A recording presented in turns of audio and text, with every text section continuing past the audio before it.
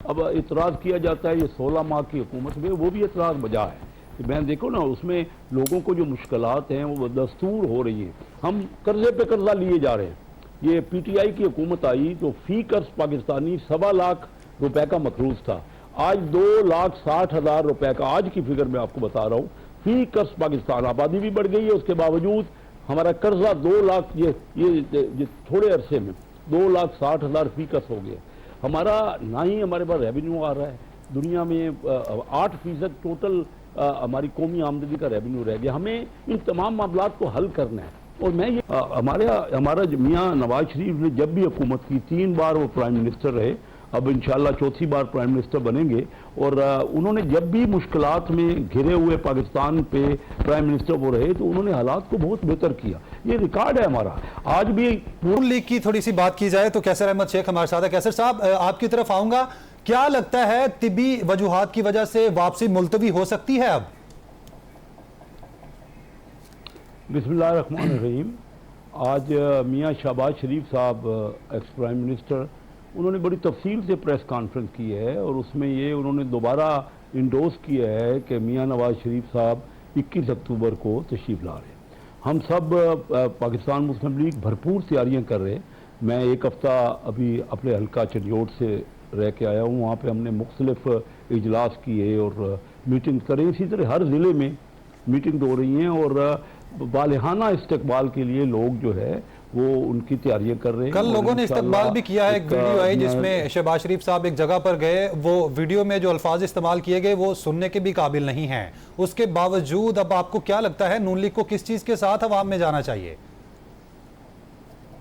देखिए, यही तो अवामी रद्द-ए-अमल देखा कल सबने देखा। हो, मैं जाता हूँ, देखो ना, मैं 31 साल से इलेक्शन लड़ रहा हूँ, 7वां इलेक्शन कंटेस्ट कर रहा हूँ।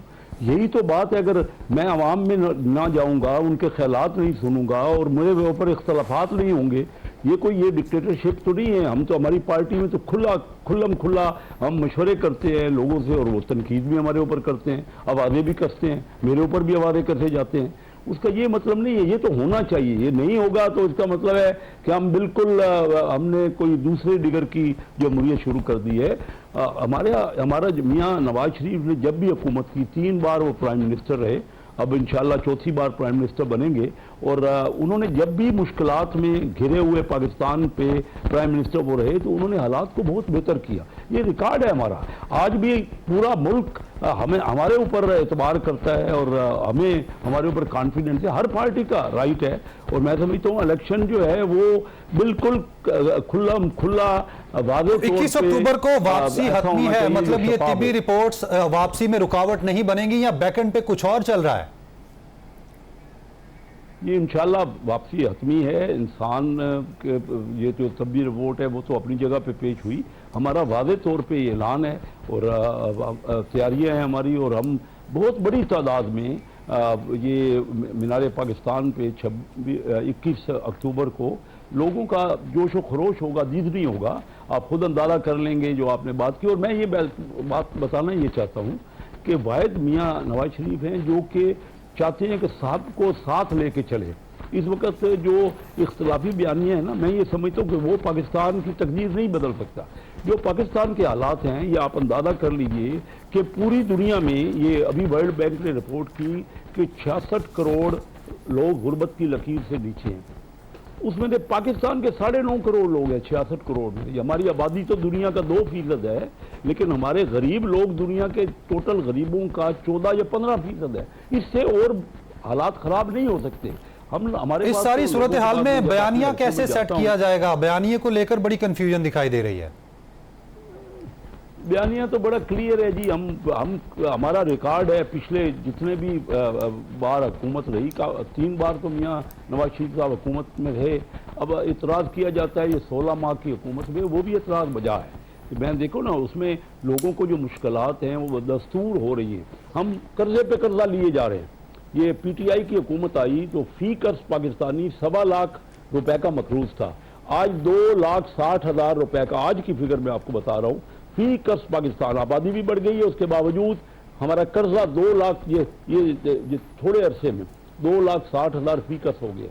हमारा ना ही हमारे पास रेवेन्यू आ रहा है, दुनिया में 8% टोटल हमारी कौमी आमदनी का रेवेन्यू रह गया। हमें इन तमाम मामलात को हल करना है और मैं ये चाह रहा हूँ, मैं सबसे ज़्यादा जोर दे रहा हूँ क्योंकि मैं बिजनेस कम्युनिटी को रिप्रेजेंट करता हूँ। वहाँ मैं सबसे ज़्यादा कराची में वोट लेके इलेक्ट होता रहा हूँ और प्रेसिडेंट वहाँ आज से 36 साल पहले Karachi chamber of commerce industry का प्रेसिडेंट बना।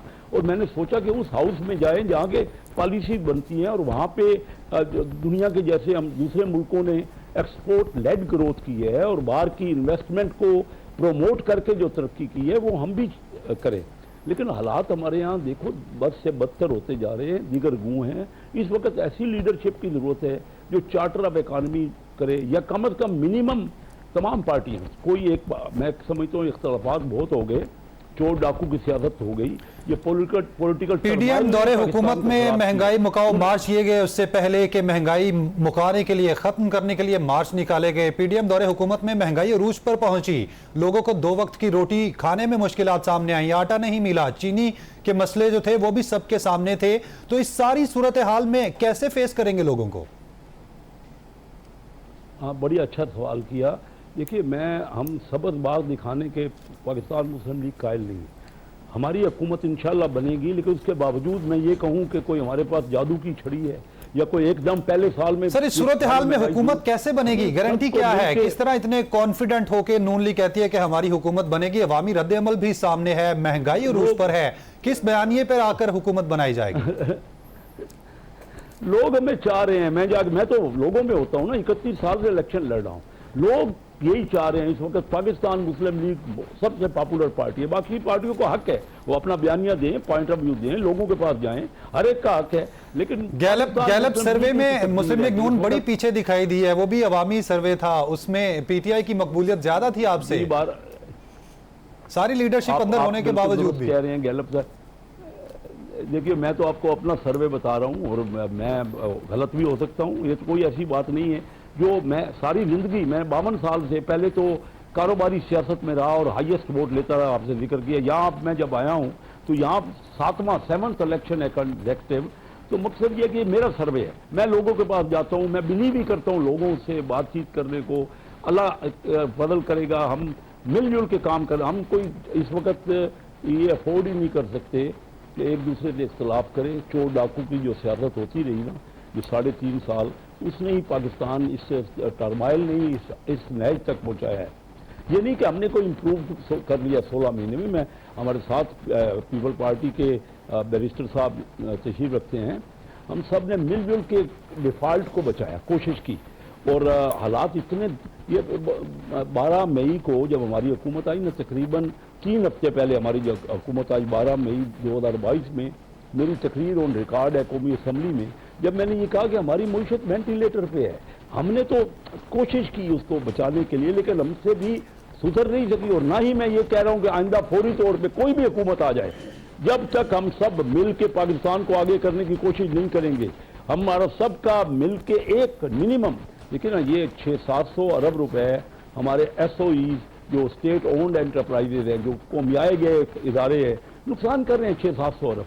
और हम क्या कर रहे हैं? गरीब आदमी का वो हक है ना, उनके पास जाए। गरीब आदमी को उसका हक मिल ही नहीं रहा। नहीं, महदर पंजोता साहब, आप चूंकि कानूनी टीम के रुकन हैं, मैं उनका नुमाइंदा हूँ। अमीर आदमी टैक्स नहीं दे रहा, अमीर आदमी को और टैक्स देना पड़ेगा। ठीक है, आपका पॉइंट ऑफ व्यू आ गया। नहीं, महदर पंजोता साहब, कानूनी टीम से हैं आप पीटीआई की और कानूनी मामलात पर गहरी नजर होती है। क्या लगता है नवाज शरीफ वापस आएंगे तो जलसागाह पहुंचेंगे, क्या कानूनी पेचीदगियां हो सकती हैं और वो दूर कैसे होंगी? इस पर आप क्या कमेंट करते हैं? थैंक यू सो मच जी। पूरी दुनिया जानती है कि किस तरह से इमरान खान साहब की जो है हुकूमत गिराई गई, और ये जो शहबाज शरीफ साहब कहते थे कि 6 महीने के अंदर मैं बड़ी महंगाई कंट्रोल कर दूंगा और इकॉनमी बेहतर कर दूंगा, 6 से 0 से भी नीचे लेकर चले गए। जितने अदवार में इन्होंने हुकूमत की, ये बड़ा वाज़ह तौर पर कह रहे हैं जी कि हमने तो आके वेंटिलेटर लगाया। इनका रिकॉर्ड चेक कर लें कि ये खुद अपनी प्रॉपर्टीज़ बनाते गए, अपने महल बनाते गए, अपने अकाउंट्स बाहर बनाते गए, अपने अपार्टमेंट्स बनाते गए, अपनी मिल्स बनाते गए, और कौम को जो है वो हाथ में सिर्फ जो है वो सिक्के थमाते गए और वो हाथ लेकर फिर रहे हैं। इस वक्त मुल्क से आप देख रहे हैं कि लाखों की तादाद में हर महीने लोग जो हैं वो बेरोज़गारी की वजह से बाहर जा रहे हैं, और यही सिर्फ वजह है। दूसरे नंबर पर चीज़ यह है कि नवाज शरीफ साहब के हवाले से कानूनी तौर पर मैं ये समझता हूँ कि प्रोटेक्टिव बेल जो है वो इस वक्त जो उनका रोल है ना जी, मुल्ज़म और मुजरम, इन दोनों में पहले फ़र्क करना होगा। मुल्ज़म जो होता है वो उसको प्रोटेक्टिव बेल मिलती है कि उस अदालत तक रसाई चाहिए। जो मुजरम है वो क्योंकि पूरा प्रोसेस होता है, ट्रायल मुकम्मल हो गया, उन्हें सज़ा मिल गई, वो जेल के अंदर चले गए, अब वहाँ से मेडिकल लीव लेकर बाहर 4 हफ्तों के लिए गए, ये गारंटी दे के गए कि 4 हफ्तों में वापस आएंगे। वहाँ पर आपने ये देखा वाज़ह तौर पर कि वो किस तरह से घूम रहे हैं, फिर रहे हैं, कभी किसी कंट्री कभी किसी कंट्री।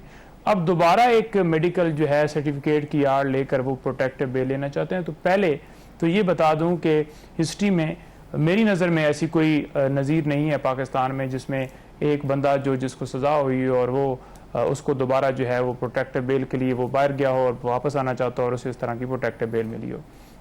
दूसरी नंबर पर ये जो कह रहे हैं कि मकबूलियत जो है वो इस वक्त टॉप के ऊपर है, टॉप के ऊपर मकबूलियत होती तो इलेक्शन जो है कब से केपी और पंजाब की हुकूमत गई इलेक्शन करवा दी जाते, कब से जो है वफाक में हुकूमत गई इलेक्शन करवा दी जाते। एक दफ़ा पीपल्स पार्टी ने भी बात की इलेक्शन की, लेकिन पटिशन लेकर वो भी नहीं गए, सिर्फ बातों की हद तक अपना सियासी नैरेटिव जो है वो स्ट्रॉन्ग किया कि हम आइन की बालादस्ती को देखते हैं।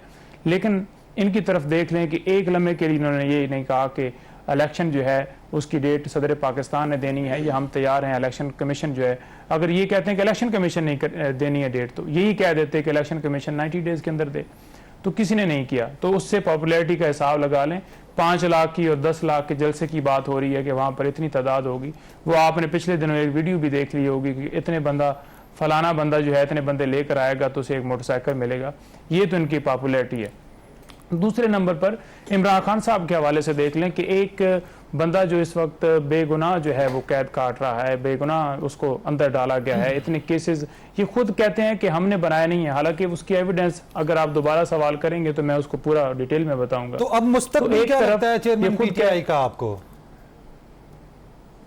देखिए, मुस्तकबिल अगर लीगल तौर पर देखा जाए तो एक मुकदमा भी ऐसा नहीं है कि जिसमें इमरान खान साहब को बिठाया जाए। अब अगर कानून फॉलो ही ना किया जाए, आइन फॉलो ही ना किया जाए और उसको आइन को पामाल जो कि हो चुका है और उसके ऊपर आवाज़ ही ना उठाई जाए। आज इस वक्त कौम की बेटियां सुप्रीम कोर्ट की तरफ देख रही हैं, उनकी बेल्स लगती हैं और बेंच टूट जाते हैं, बेंच लगते हैं, बेंच टूट जाते हैं। कोई बंदा इनमें से ये नहीं कहता कि कोई जो बेगुनाह लोग हैं उनको फ़ौरन रिहा किया जाए। जो ये अगवा किया जाता है और आके वफादारियाँ चेंज करवाई जाती हैं, शोज़ में बैठा दिया जाता है।